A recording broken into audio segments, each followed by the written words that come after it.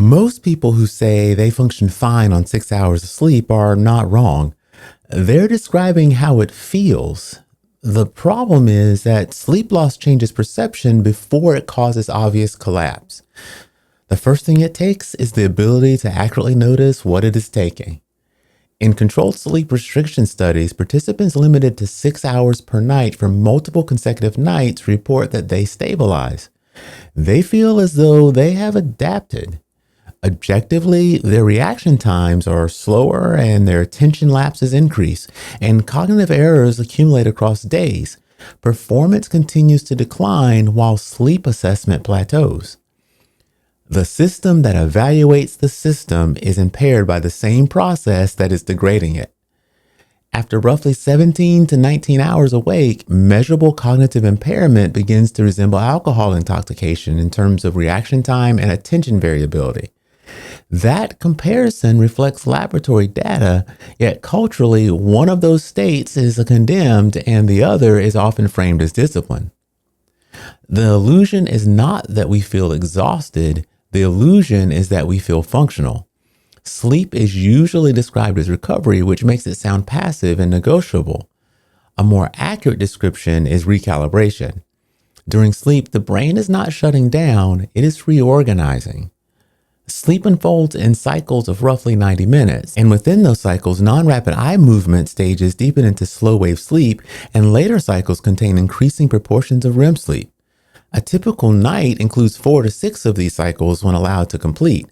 Slow-wave sleep, which tends to dominate the early part of the night, is associated with growth hormone release, immune modulation, metabolic regulation, and synchronized neural activity.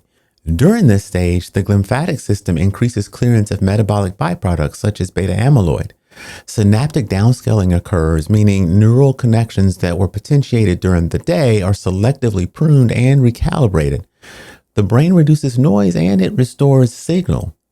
REM sleep, which becomes more prominent in the later part of the night, is associated with emotional memory processing, associative integration, and recalibration of threat response.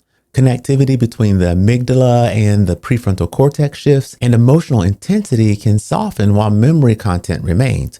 The brain preserves information but updates its emotional charge. Complete sleep is not simply unconsciousness, it is the completion of multiple cycles with adequate representation of both deep sleep and REM. When an alarm truncates the final 90 minutes, it often cuts into a REM-rich cycle. When sleep is fragmented by light exposure, alcohol, irregular timing, or stress physiology, architecture becomes shallow.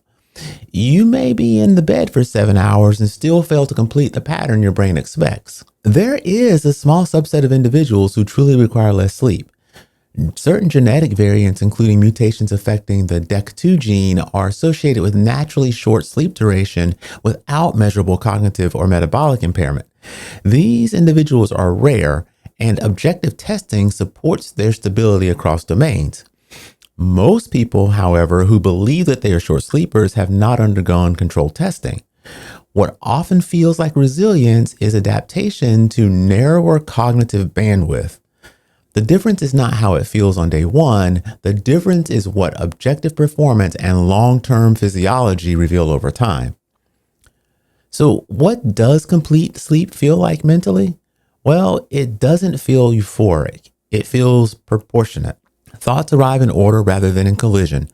Minor inconveniences register as minor. The space between stimulus and response widens slightly. Appetite signals align more closely with energy needs, and decision-making feels less rushed. Memory retrieval is smoother, and the internal narrative quiets without disappearing. There's just more room inside the mind. When sleep is incomplete, the changes are subtle at first. Functional imaging studies show heightened amygdala responses to negative stimuli after sleep deprivation, along with reduced regulatory input from the prefrontal cortex. Interpretation narrows, ambiguity skews negative, frustration tolerance declines, and risk assessment becomes less stable. Impulsivity increases and cognitive flexibility decreases. Sleep loss does not only slow you down, it alters what feels significant. A comment that would normally pass without notice feels sharper. A small logistical problem feels more complex. Long-term planning feels heavier. You may not identify this as sleep debt. You may identify it as stress, personality, or circumstance, but chronic partial sleep restriction also shifts physiology in ways that feed back into perception. Cortisol rhythms destabilize. Insulin sensitivity declines measurably after even a few nights of short sleep. Ghrelin rises while leptin falls, altering appetite regulation. Inflammatory markers increase. Testosterone can decline with sustained restriction.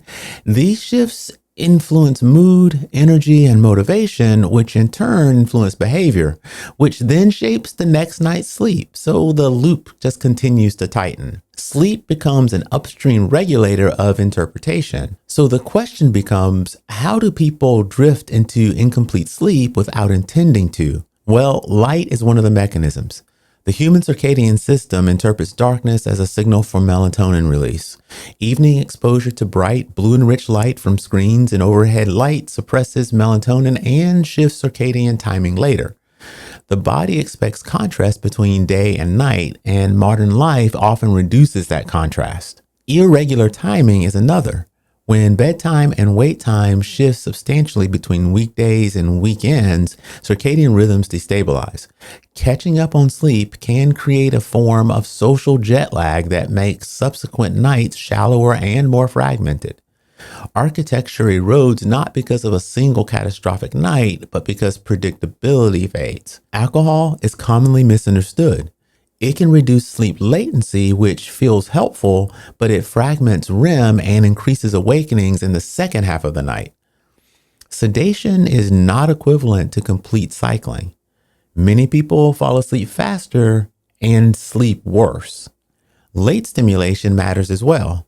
Intense cognitive work, emotionally activating media, heavy meals, or vigorous exercise close to bedtime elevate sympathetic tone.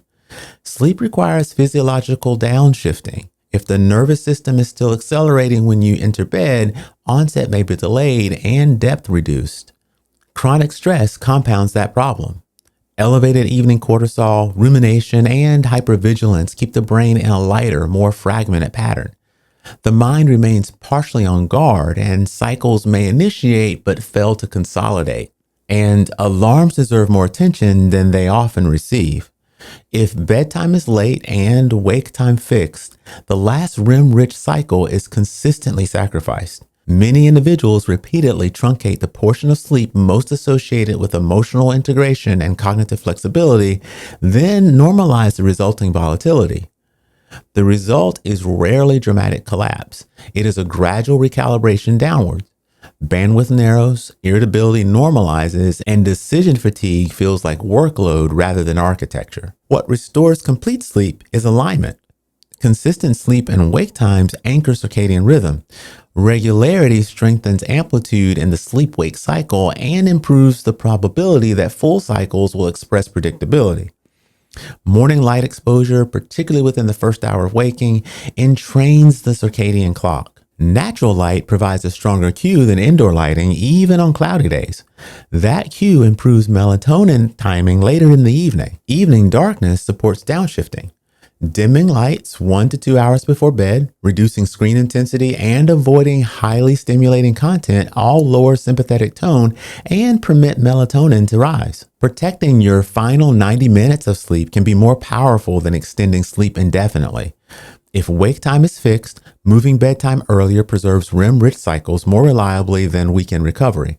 Limiting alcohol within several hours of bedtime reduces REM fragmentation, and awareness of its architectural effects allows for deliberate choice rather than assumption.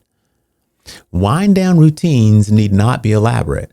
They should reduce cognitive load and emotional activation. Lower stimulation signals transition. The sleep environment matters because architecture is sensitive to disruption. A cool, dark, quiet room reduces micro-awakenings that fragment cycles. These adjustments are structural supports rather than performance enhancements. Improving sleep is not about intensity. It is about restoring conditions under which the brain can complete the pattern it evolved to complete. When the pattern is restored, the first changes are often mental rather than physical. Irritation softens, decisions stabilize, energy distributes more evenly across the day, appetite aligns more predictably, and interpretation widens. Problems return to proportion, and most people do not need more discipline. They need more complete cycles. If you frequently feel functional but brittle, productive but short tempered, capable but cognitively crowded, sleep architecture is a reasonable place to look before assuming personality or circumstance is the primary driver. Sleep does not simply repair tissue, it recalibrates perception. When recalibration is incomplete, you may still move throughout the day, but you do so with narrowed bandwidth and altered judgment. And because the evaluation system itself is affected, the impairment feels normal. The illusion of functioning well on less sleep is not about toughness. It's about adaptation to subtle decline. Restoring complete cycles is less dramatic than many performance strategies, but it is more foundational. The mind and body are recalibrating an integrated system. This is uncommonly remarkable. Thanks for listening.